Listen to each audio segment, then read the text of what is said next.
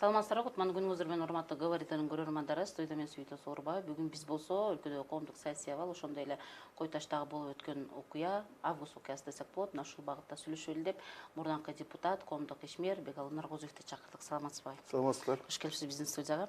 Анан эми сиз өзүңүз деле баягы массалык маалымат каражаттарында көп эле жүрөсүз да, өзүңүз ишинден аралашып, журналисттик этиканы, журналист кантип иштеш керек, кандай маалыматты бериш керек, маалыматты кандай нукта бериш керек, өзүнүн бир мыйзамдуу ченемдери бар, актылар бар дегендей, журналисттик кодекс деген бар.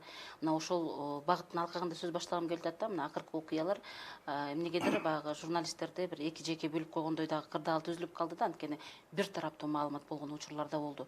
Анын аркасы менен ошондой кине коюлуп, мына Апрель телеканалы дагы жабылып калбадыбы?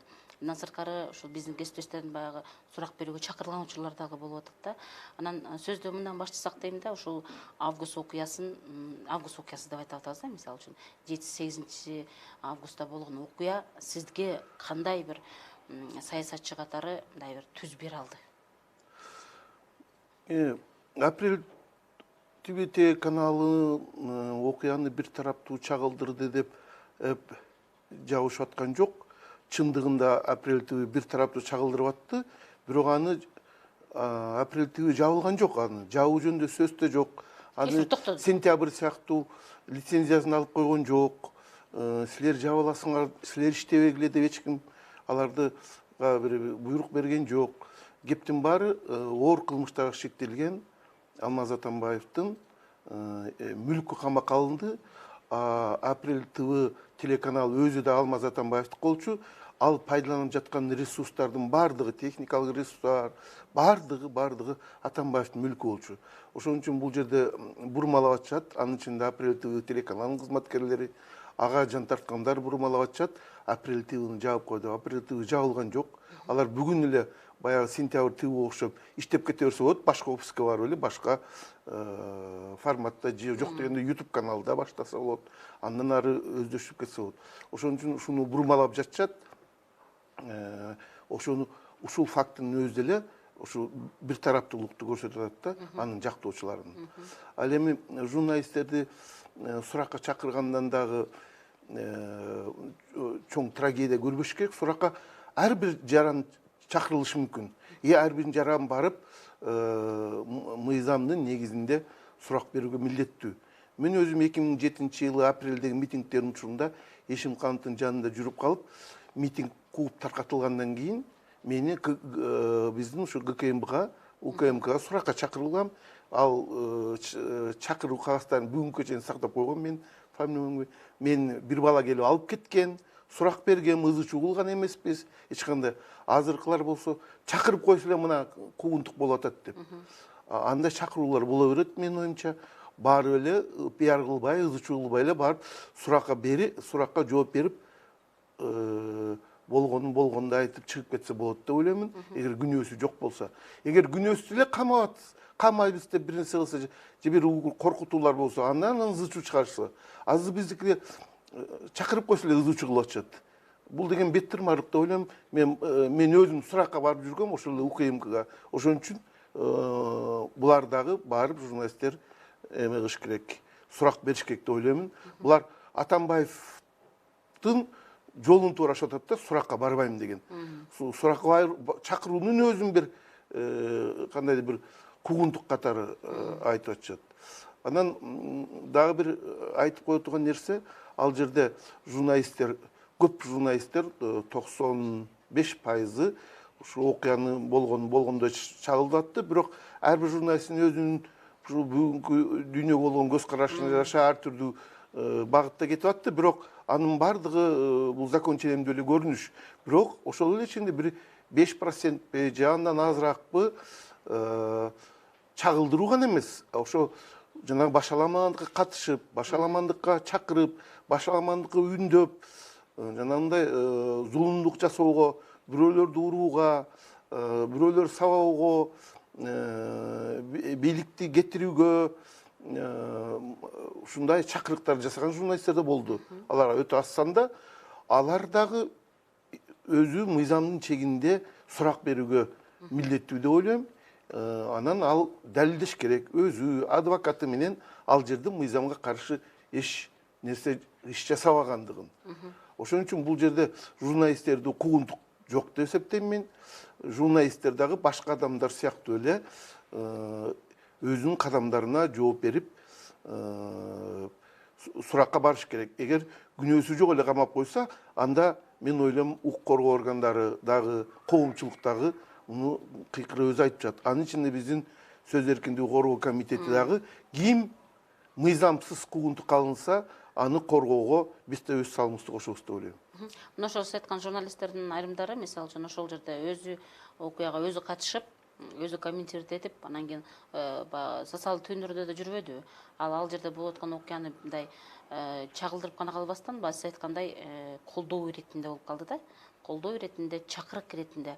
Ошол жерде болуп атканда журналисттик милдет эмес, модераторлук да милдет аткарып кеткен учурлар болуп атпадыбы? Жана үн катуу чыгаруучу жабдыктар менен сүйлөп, ошол журналистти бүгүнкү күндө УКМКга чакырып сурак берди, анан камалды деп айтышып атты эле, бирок акыркы маалыматтар боюнча ал эч кандай камакка алынбагандыгы айтылып атат да. Мына ушулардын баардыгын чагылдырууда баягы такталбаган маалыматтын берилип жаткандыгынан дагы биздин баягы журналисттик этиканы сакталбагандыгы деп айтсак болобу? Эми ал жерде чакыруу болгондо эмне үчүн андай болуп кетти? Жанагы биринчи барган Альфа тобунун жоокерлери ал жерде көпчүлүктөн жеңилип калды, кыргызча жөнөкөй тил менен айтканда.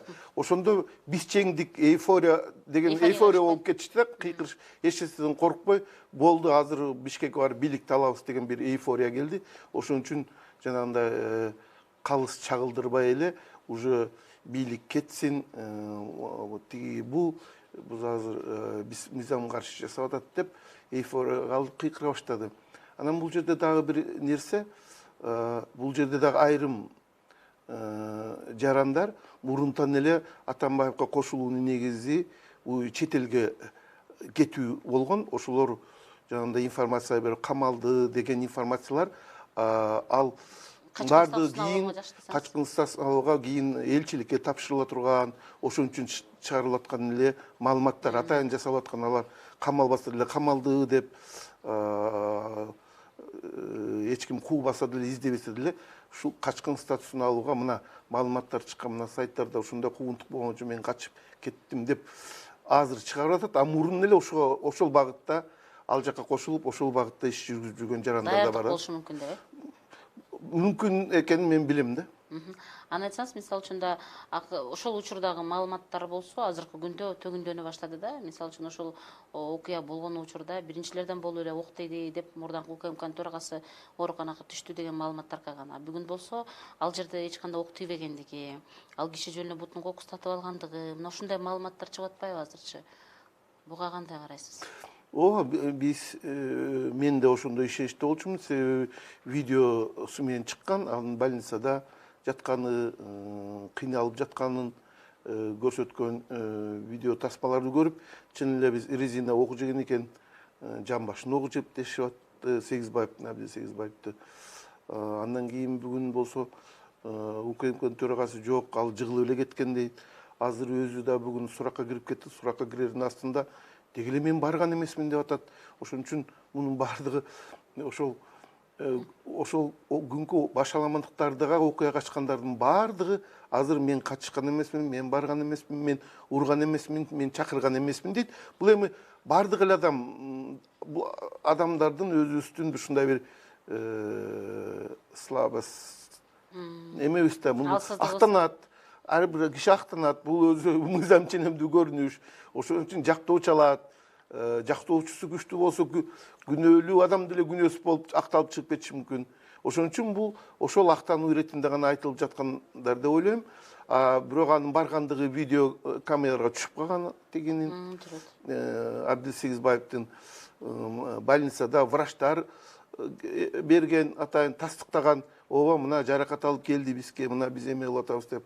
Ошон үчүн ойлойм, ал таңганы менен деле баары катыштыгы бар экендиги, кандайдыр бир деңгээлде катыштыгы бар экендиги уже далилденип калды деп ойлойм да мен. Бирок анын кандай мүнөздө катышканын кечээ эле ошол Атамбаевдин штабында иштеген Адил Тоотукулов жазып атты. Абдил Сегизбаев двойной агент экен, эки жака иштеген. Ал кече кам алганда бийлик телефон чалып коюп жиберди. Ал бизге калп бере келип агент болуп бийликке маалымат берип турган экен деп жазган.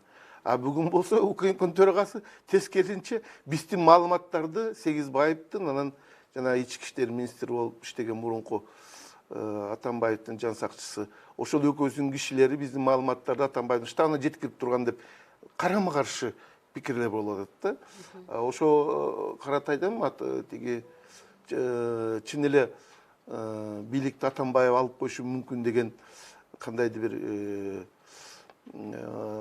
сезимдер менен Сегизбаев кокус аралашып калышы мүмкүн да. Аны айтсаңыз, бирок ошол УКМК буга чейин баягы жогорку кеңештин кезексиз жыйыны болбодубу? Ошондо депутаттар суроо берип атпадыбы УКМКнын башчысыначы? Мына сиздер ушу операция жасадыңыздар. Бул жөн эле операция эмес, иш-чара деп да кийин айтып чыкты да. Бирок ошол учурда ошол Альфаны ал жака киргизгенден кийин Атамбаевдин үйүндө ошондой бункер бар экенин билдиңерби, билбедиңерби дегенде жок, билген жокпуз деди да. А эгерде Сегизбаев эки жакка информация ташыган болсо, ал барыбыр билиш керек болчу да, туурабы? Ооба, эгер ошол бункерине киргизген болсо Атамбаев аны Сегизбаев билиши мүмкүн эле. Бирок мен ойлойм, ал анда эки жакка иштеген агент болсо, анда бийлик муну азыр моунчалык эмеге алып барып публично күнөөлөп, айыптап, УКМКнын төрагасы өзүнүн агентинин бетин ачмак беле. Агентинин бетин ачып атканына караганда, бул бир эле тарапка Атамбаев үчүн иштеген да. Кокус Атамбаев деген кыйын деп жүрүшпөйбү, мондай революция кылганга, эки революция кылды, эми үчүнчү революция кылат деп, мындай жөнөкөй Ишеним болгон ошондой болуп, кокус эртең талада калбайын деп барып калышы мүмкүн деп ойлойм. Аны айтсаңыз, мына мисалы үчүн Кыргызстанды эгемен алгандан бери эле баардык айылдар өзүнчө бир окуяларга жыш болуп кала турган болду да. Мурда апрель окуясы десек, анан кийин март окуясы, анан азыр эми август окуясы деген болуп калды. Бул жерде эми баягы элдин эмес, бир тараптын бийлик менен болгон тиреши болду деп айтсак болот да. Аны айтсаңыз, ошол Атамбаевдин ушул кадамы, мисалы үчүн буга чейинки президенттер деле качкын статуска ээ болуп калды да. Азыркы президент кандай статуста болот? Мурданкы, мисалы үчүн Атамбаев. Ал өлкөдөн чыгып кеткен жок, эме алган жок. Бирок кылмышкер катары мен өзүм аттым деген сөзү бар да. Спецназтын баягы орун басарычы каза болуп калбадыбы? Эми ал экс президент деген статустан расмий түрдө ажыратылды. Ал эми экс президент болбойт. Алас Кеңесов эми оор кылмыштар тагылып атат. Мен ойлойм, бул киши бул оор кылмыштардын болгондо да биринчи берене менен коррупция бар, анын ичинде адам өлтүрүү бар экен, башаламандык уюштуруу, барымтак алуу. Бул өзү юристтердин, эксперттердин айтымында эң эле жок дегенде өмүр бою камакка алынат деп атышат. Себеби бул бир эле кылмыш эмес да, бир нече кылмыш, баардыгы оор кылмыштар, ат көтөргүзүү оор кылмыштар. Мен бул кишинин келечеги ушу өмүр бою түрмөгө алынат дейт. Албетте кийинчерээк может аны амнистия тиги буда жумшартып 15-20 жыл кылышар. Бирок эми ал келечектин иши, бирок азыркы учурда ушул жазанын эң эле жеңили ага коюлган айыптардын негизинде бул өмүр бою түрмөгө кесилет дешип эксперттер айтып атышат. Мен ошолорго ишенем. Аны айтсаңыз, мына мисалы үчүн буга чейин эле баягы бул тирештин башталганына бир жылга жакындап калды да. Анан ошондон бери эле баягы абал курчугандан баштап Атамбаев мен куралдангам, куралчанмын, мен атам, менде баардык куралдын түрү бар деп айтылган. Бирок ошого карабастан деле биздин УКМК баягы ук атуучу куралы жок биздин атайын отряддагы балдарды ошол жака жөнөтүлдү. Бирок ал операция өз максатына жетпей калды. Кийинки күнү гана эми министр жетекчилик алды, бирок Корсан Асанов ошол президентти тынчтык жолу менен элди жабыркатпай алып чыгып кетүү өзүнүн мындай бир профессионалдуулугун көрсөттү десек болот да. Мына ушул куралдарды алдын ала мындай бир кандайдыр бир операция жасап алуунун жолу болсо, аны элге ок чыгарбай, кан чыкпай, ушул адам өлбөй, ушул нерсени абалдан алып чыгып кеткен болот беле? Эми өзүңөр күбө болдуңар, биринчи операцияны бул УКМК аткарды. Ал жерде ошондой ситуацияга туш болушту. Анан экинчи күнү ички иштер органдары, ички иштер министрлиги бул операцияны ишке ашырды. Албетте балким бир башында эле ушундай көп күчтөрдү колдонуу аркылуу барса болчу. Бирок мен ойлойм, бул саясатчылардын арасында анан мына профессионал күч структураларында иштеген профессионалдар көбүнчө моуну айтат да, Атамбаев калп эле кыйкыра берет.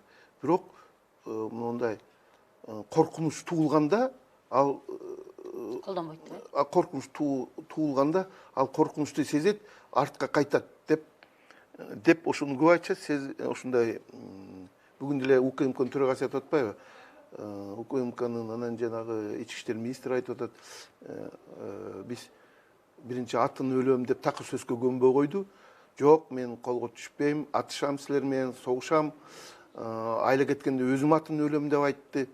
Анан биз газ, көздөн жаш агуучу газды ыргытабыз, азыр күч колдонобуз дегенден кийин ойлонуп туруп колго түшкөнгө макул болду деп. Бул мурунку оппозицияда жүргөн кездеринде дагы бийликтер менен тирешкенде дагы дайыма ушундай биринчи ормун опуза кылып, аягында тилге келчү да сүйлөшүп. Дагы эле ошондой болот деп алданып калышкан го. Мен бүгүнкү маалымат жыйынына баам салып отуруп ошолго келдим.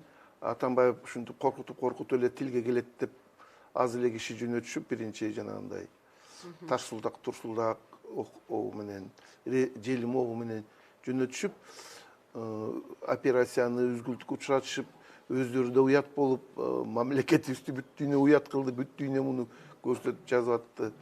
Ошон үчүн аларга ишенбей экинчи күнгү операцияны ушу ички иштер министрине тапшырды. Биринчи күнү Курсан Асанов көрүп жүргөн мунун баардыгын, ситуацияны баалап, ал эми профессионалдардын бири ал дагы ийин окуяларынан кийин аты чыгып, ошол жерде келген эски, ошол өзүнүн баамдагандарын, алган маалыматтардын баардыгын анализдеп, экинчи күнү Кашкар Жунушалиев экөө ушул операцияны ийгиликтүү ишке ашырды. Кандай гана жумуш болбосун, сөзсүз түрдө кемчиликтер болот, үзгүлтүктөр болушу мүмкүн, мындай учурашы мүмкүн. Ошон үчүн биринчи күнкү ушул оңунан чыкпай калган иш деп гана эсептейм да. Анан сиз жанагы ошол Курсан Асанов менен мурдаңкы президенттин диалогун видеодон көрдүңүз да. Андан кийин Курсан Асановдун өзүнүн чыныгы баягы генералдык мамилеси, Атамбаевдин ошол багынып берүүсү, анан кетип атканда дагы баягы бир нерселерин издеп, дарысын издеп, ошого чейин уруксаат берип, мындай бир сый мамиле болгондой болду да. Негизи айтсаңыз, ошол Атамбаевдин ушундай кадамдарын сиз өзүңүз мурдагы президентти, мурдагы депутат катары, саясатчы катары кандай бааладыңыз? Бул кишинин биз 6 жыл бою ушунун кол алдында баягы президент катары жашадык да, мамлекеттин саясаты жүрдү, мамлекет дүйнөлүк аренада өзүнүн дагы бир кандайдыр бир ордун алып жүрдү. Анан кийин акыры келип туруп биздин президенттер баары эле ушундай турбайбы деген карапайым элди ойго салып койду да. Буга чейинки президент өзүнүн кландык башкарууну кылса, андан кийин келип да ушундай болсо, экөөнтөн кое берсек, эми булар мисалы үчүн бийликти баягы мыйзамдуу түрдө жашынакай өткөрүп берди. Бирок көп өтпөй эле кайра эле ушул тирешүүлөр башталды да. Бул эми биз өзүңөр билесиңер, 2011-жылы президенттикке кандидатурасын койгондо эле Атамбаев биз ага каршы шайлоодо иштеп жүрдүк.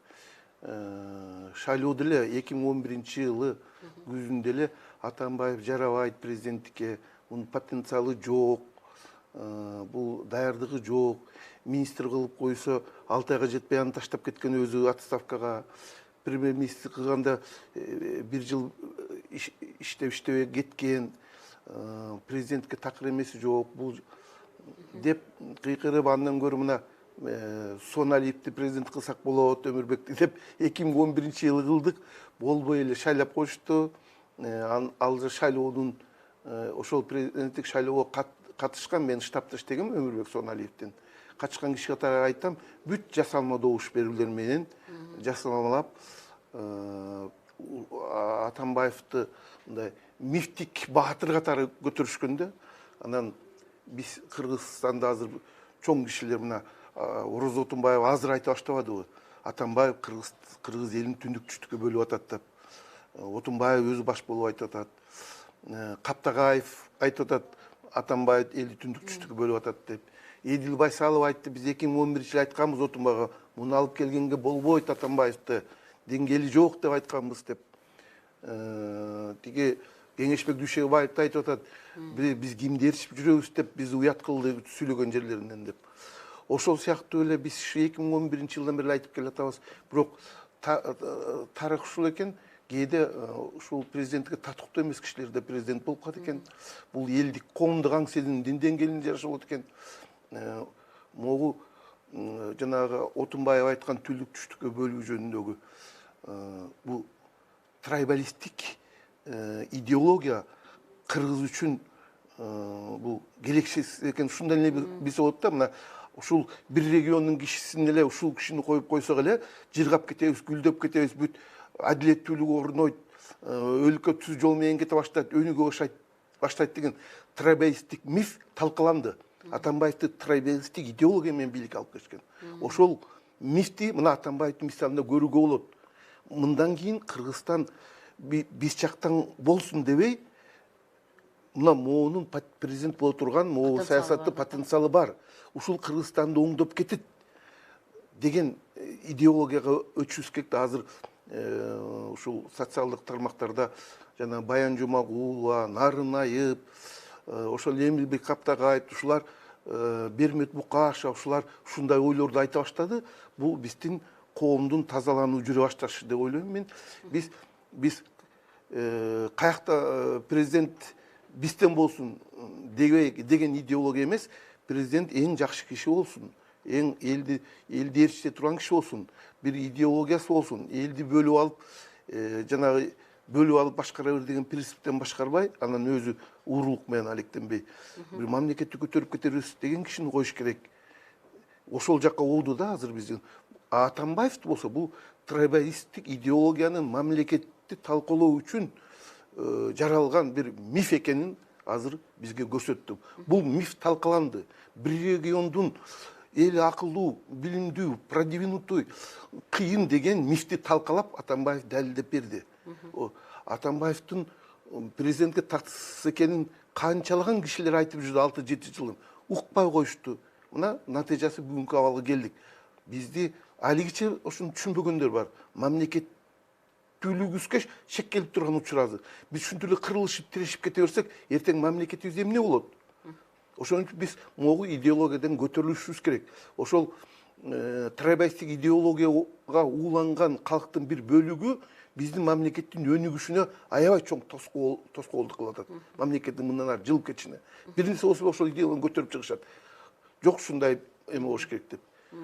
Ошон үчүн Атамбаевдин мамлекетти башкара албай тургандыгын, мамлекетти ушундай кризиске алып келерин мурун эле билгендей киши болгон, бирок мына угушпай отуруп, мына бүгүнкү жарга алып келип такашты. Мына эми анын жемишин көрүп атабыз. Атамбаев өзү дагы ошондой орго келип түштү.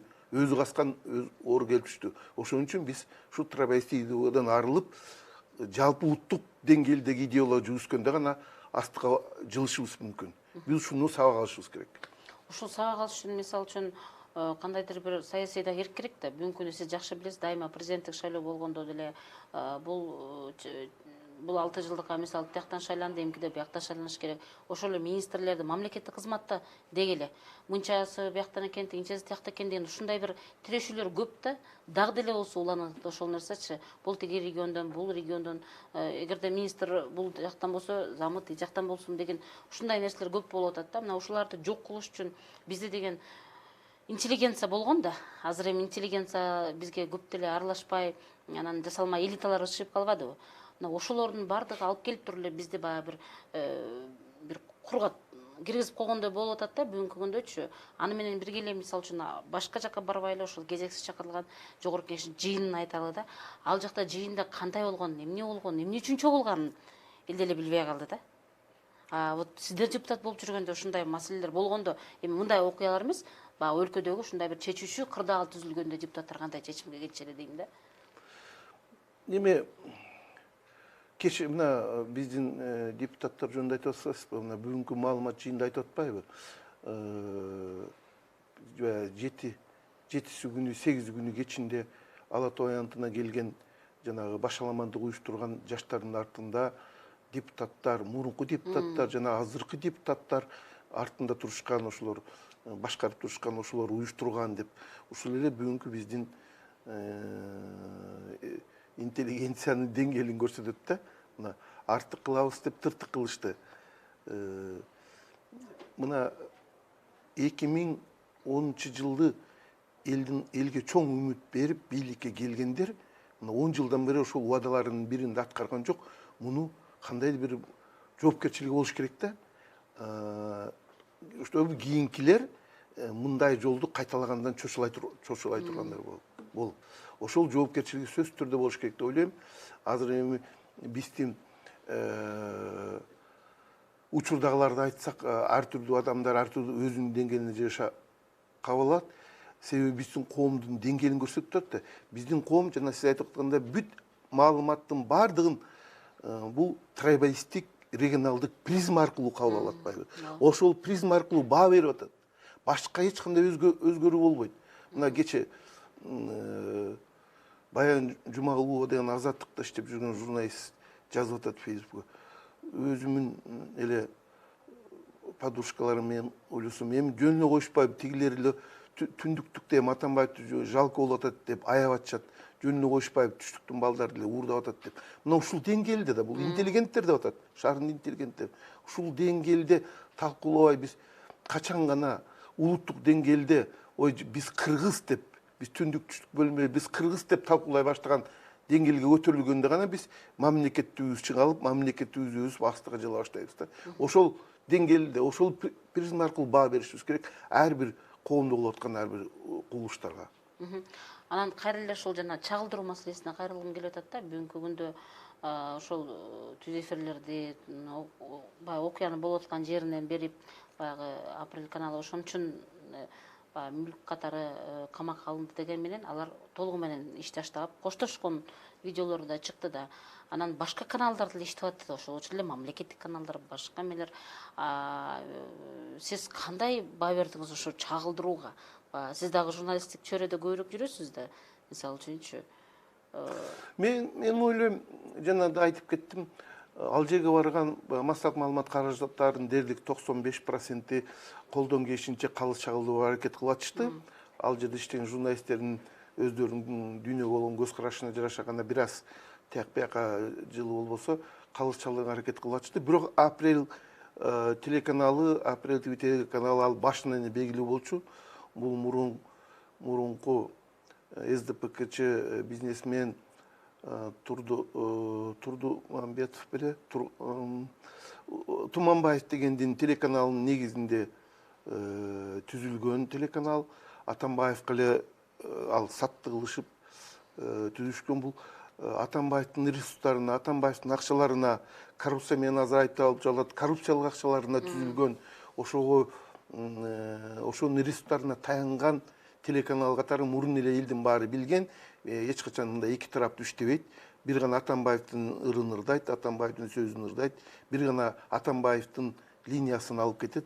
Ошон үчүн буга мурунтан белгилүү болгондой эле, коомчулук каалаган түшүнгөндөй эле, ошондой эле бир жактуу иштеди. Бул жерде бирок бир жактуу иштегенге акысы бар, бирок азыр Атамбаевдин акчасына иштеп атканда акысы бар да. Атамбаевдин мүлкү камакка алынганда булар Апрель ТВ иштеш керек, бирок Атамбаевдин мүлкүн пайдаланбай иштеш керек.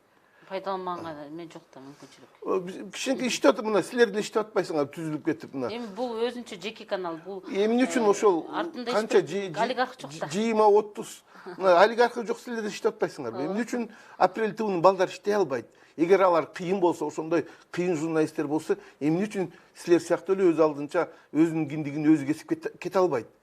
Демек, алар анчалык кыйын журналисттер эмес. Кыйын журналист болсо өз киндигин өзү кесип кетсин. Атамбаевдин акчасы жок, алар өздөрү күн өтпөй калабы? Баардыгы эле журналисттер. Ушул учурда коомдук канал өзүнүн миссиясын жакшы аткарды деп ойлойсузбу? Сиз көз салып аттыңызбы? Коомдук каналды дагы мен бул бийликтин Атамбаев, Апрель ТВ Атамбаевдин куралы болгон сыяктуу эле коомдук КТРди айтып атасыз да, аны деле бийликтин куралы катары эсептейм мен. Алар деле эми ал жерде алар деле бийликтин сөзүн сүйлөйт, ошон үчүн бирок бир ушул жерде жакшы эске салып кеттиңиз. Могу мени таң калтырганы эл аралык медиа уюмдар болуп атат да, кече апрель тыгыны колдоп чыгышпадыбы? Жана Интерньюз сыяктуу. Ушу мен таң калам, Интерньюз сыяктуу эмелерде дагы ушундай деңгээлде ой жүгүртүшкөн да, кандайдыр бир трибалисттикпи, ушундай. Себеби канча кыргыз гезиттер акчасы жок отура чыга албай жабылып атат, биринин артынан бири. Азыр бир 2-3 эле гезит калды. Азыр Жаңы Орда калды, Азия Ньюс калды, Майдан сыяктуу. Бардыгы акчасы жогунан жабылды. Аларга Интерньюз жардам бербейт. Интерньюз кимге жардам берет? Интерньюз Бабансын НТСине гранттарды берет. Интерньюз кимге? Апрель тыгын колдоп куруп ага акча берет. Интерньюз Шопурдун жанагы Икрамжан Илмияновдун жанагы клиника деген бир сайтына жардам берет. Ошондой бул жанагы жардам бере турган уюмдар эмес, сөз түрдө олигархтардын ушундай телеканалдарына ошолордун акчасы жок калгансып, НТС Бабанов НТСке акча бербей койгонсуп, же Апрелге Атамбаев акча бербей койгонсуп, же болбосо Илмиянов өзүнүн сайтына акча бербей койгонсуп, ушуларды жактап и ушулардын артынан ушундай саясатты колдоп, азыр Апрель тыгыны колдоп чыкканы бизди аябай таң калтырып атат. Бул учурда мисалы үчүн Интерньюзду мен билгенин журналисттик чөйрөдө баягы долбоор жазып, ушундай кылган учурда көбүрөөк жардам берет да Интерньюз өзүчү. Анан кийин айтсаңыз, ушул учурда мисалы үчүн ошол журналисттердин укугун коргоо комиссия деле бар да, алар кандай бул учурга өздөрү демилге көтөрүп жардам берсе болот беле?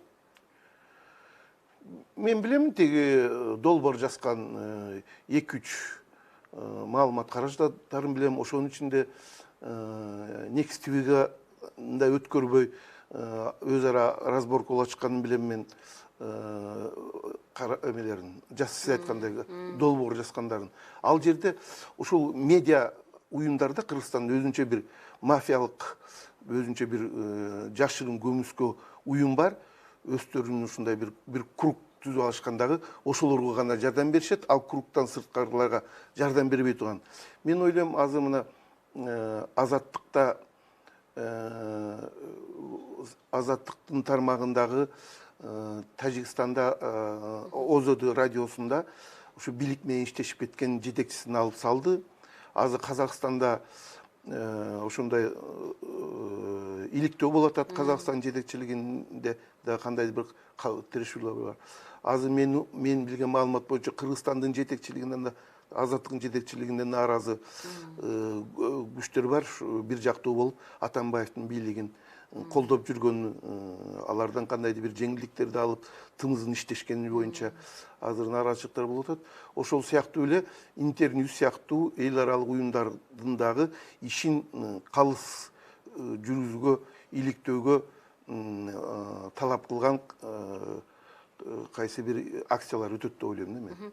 Андай айтсаңыз, бул жерде мисалы үчүн ошол журналисттик чөйрөдө да кандайдыр бир чыгылдырууда, маалымат берүүдө, мамлекеттик идеологиянын аксап жаткандыгынан ушундай нерселер туулуп атат да. Мисалы сиз айткандай газеталар, баягы жабылып атпайбы, басылмаларчы. Бул жерде массалык маалымат каражаттарында ушу бийликтен дагы бир тегиз каралыш керек го. Анткени мамлекет, бардык эле мамлекеттин капчыгында отура албайт да. Туурабы? Өзүн өзү каржылагандар да болот. Өзүн өзүн каржылаган учурда да аларга кандайдыр бир колдоо керек го. Бизде могу рынок деп коет, бизде медиа рынок аябай тар, өзүбүз кичинекей калкыбыз аз, анын жарымын талаалап жүрөт. Ошон үчүн Кыргызстандын шартында өзүн өзү актап кеткен массалык маалымат каражаттары жок. Реклама менен бир-эки эле жана Вечерний Бишкек сыяктуу бир-эки эле маалымат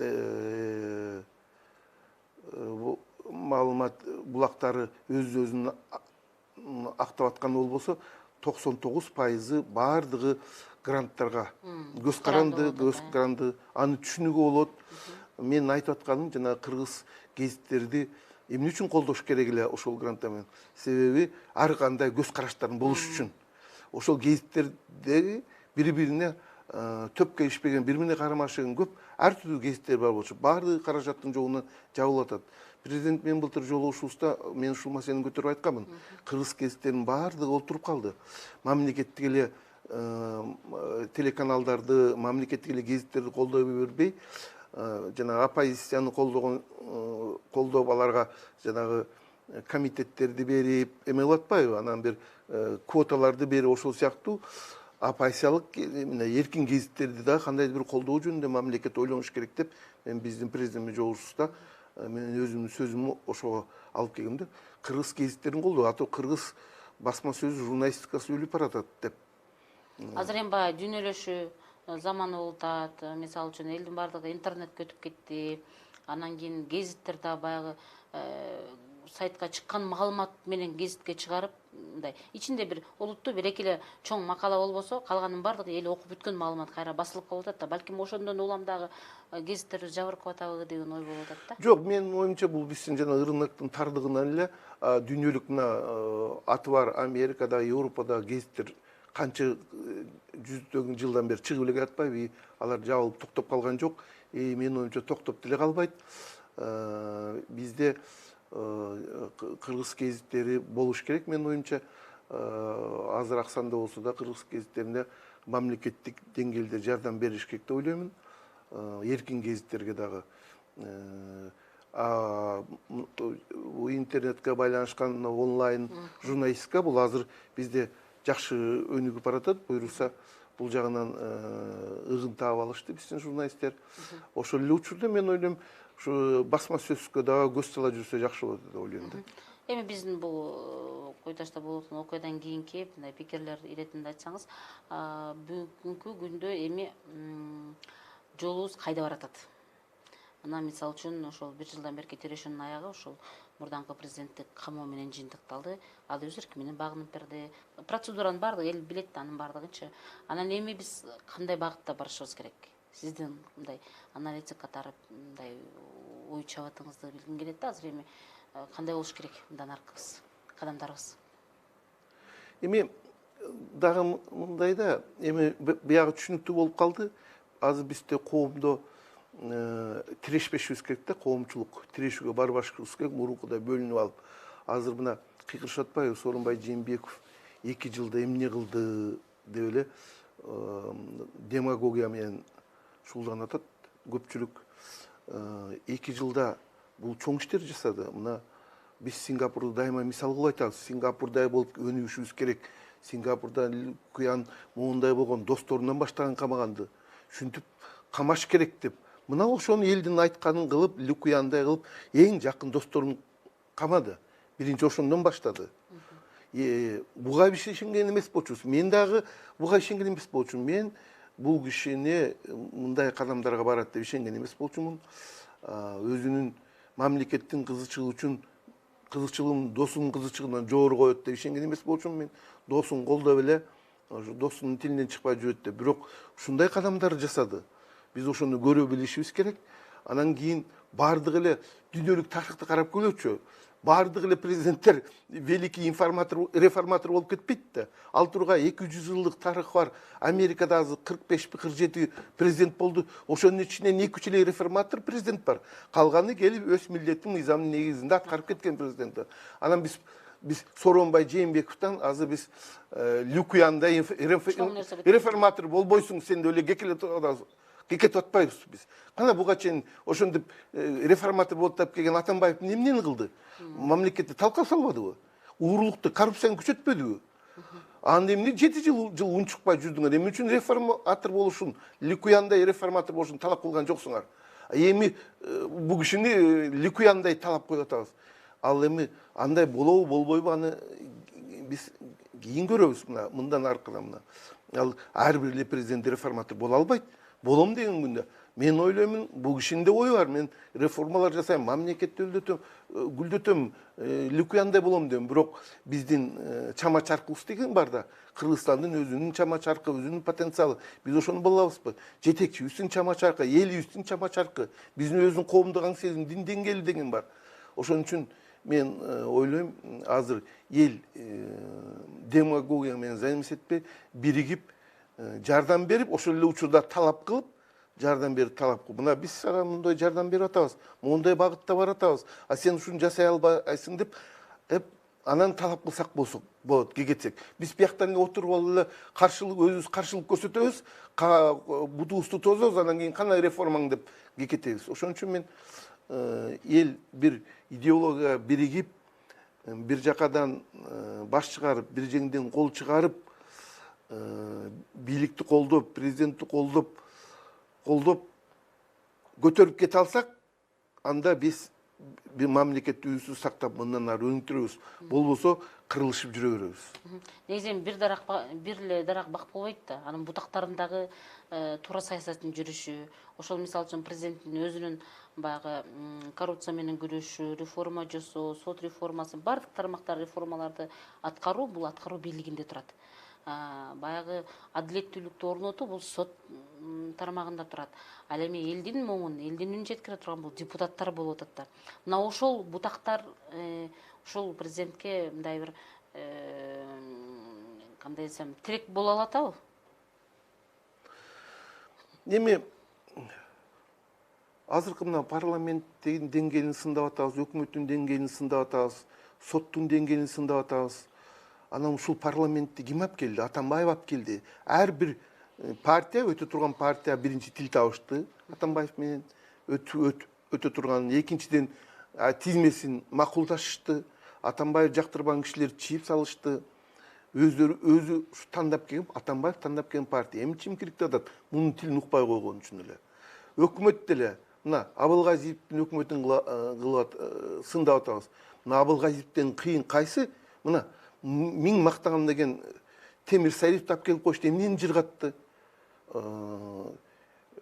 Балыкчы корунду жолундагы коррупция менен 6 миллион доллар алды деген айып менен парламент кетирбедиби? Отурганда эмне иш кыйрап салды? Абылгазиевди алып башка бирөөдү коюп койсо эле, ким ошондой ой айтып чыккан, ошондой бир идеологиясы бар, элди эрчите турган, харизмасы бар, Кыргызстанды эрчип кете турган бир лидер жок болуп атпайбы? Жөн эле президентти алмаштырышыбыз керек, премьер-министрди алмаштырышыбыз керек дейбиз. Бирок анын ордуна кое турган алардан күчтүү бирөөдүн атын атап чыгышпайбы? Бирөө артынан ээрчитпейби? Артынан жабылып эл ээрчиген. А булар болсо мына 16 Кыргызстанды артка сүйрөгөн Атамбаевди ээрчишип атпайбы? Атамбаевди колдошуп атпайбы? Эгер ошондой бир харизмасы бар, бир артынан ээрчите турган, элди ээрчите турган бир лидер болсо, айтсынчы кана ээрчили. Ошон үчүн мен ойлойм, кандай эл болсо, аны ошондой жетекчиси бар. Ошол жетекчиге татыктуу. Мына биз Атамбаевга татыктуу экенбиз, мына мамлекетибизди талкаладык. Мына биз өзүбүз шайлап атабыз. Өзүбүз ошондой жетекчиге өзүбүз татыктуубуз. Эми бир жетекчинин кеттерден мурун андан артыкчылыгы бар.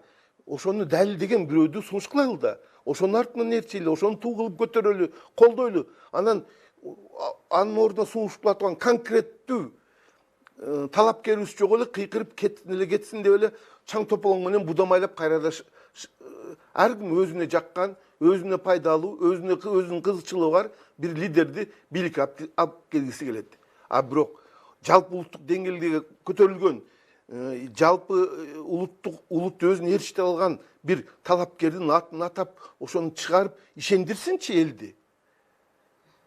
Ошон үчүн мен ойлойм, азыр бардыгын сындаганыбызда, жана сиз айткан парламентти, өкмөттү сындаганыбызда биз өзүбүз ошого татыктуу эл экенбиз. Ошону биз шайлабадыкпы? Ошон үчүн сындардан мурун ошолордун ордун алмаштырган, алардан кыйын адамдарды, талапкерлерди жөн эле бир кыялда эмес, бир фантазияда эмес, реалдуу көрсөтүшсүн. Анан алар өзүнүн бир идеологиясы менен, өзүнүн бир программасы менен далилдеп элди ишендирсин. Булар иштей албай атат, себеби моундай. Мына бизди колдогула, биз могу жол менен силерди туңгуюктан алып чыгабыз, мамлекетти туңгуюктан алып чыгабыз деп айтып көрсөтсүн, элди ишендире алсын, эл жабылып кетет. Анан жөн эле демагогия менен кырылышып атпайбызбы биз? Мисалы үчүн буга кандай бир кабарсыз? Мисалы үчүн буга чейин Өмүрбек Бабанов тиги жактан учтум, келатам деп туруп жарым жылдан кайтып кетти эле. Эми кайра мондай ситуация болгондон кийин ал киши келди.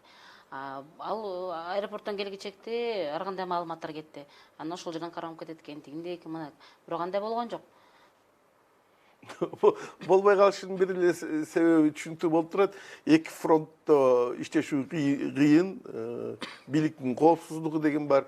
Аябай анда жана эки чоң ажыдар болсо анын бир коркунучтуу ажыдары менен алып бурушуп атышат да.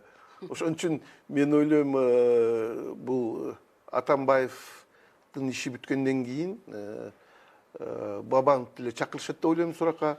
Бабаны өзү айтып атат, мен суракка чакырса келем деп.